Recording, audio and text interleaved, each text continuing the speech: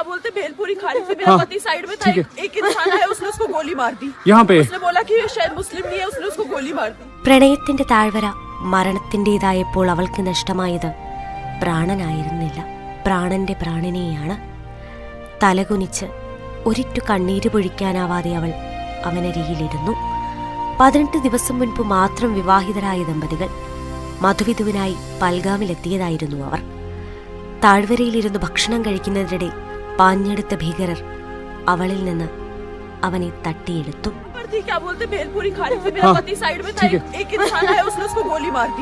ദുഃഖം താങ്ങാനാവാതെയിരുന്ന അവളുടെ തവിട്ട് നിറത്തിലുള്ള ജാക്കറ്റിനിടയിലൂടെ വിവാഹത്തിന് ധരിച്ച ചുവന്ന വളകൾ ഇടയ്ക്കിടെ നിലവിളിക്കുന്നുണ്ടായിരുന്നു. വിവാഹത്തിനായി കയ്യിലണിഞ്ഞ മൈലാഞ്ചി മായും മുന്നേ വിധവയായ അവളുടെ മൗനത്തിന് കണ്ണീരിനേക്കാൾ ശബ്ദമുണ്ടായിരുന്നു. പ്രിയതമനരികിൽ നിസ്സംഗയായിരുന്ന ആ നിമിഷം യാത്ര ചെയ്യാനെടുത്ത തീരുമാനത്തെ അവൾ പഴിക്കുന്നുണ്ടായിരുന്നിരിക്കാം.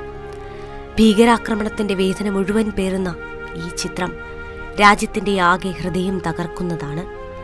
കാലാകാലം ഓരോ ഭാരതീയനെയും ഈ വേദന വേട്ടയാടുമെന്നത് തീർച്ചയാണ്.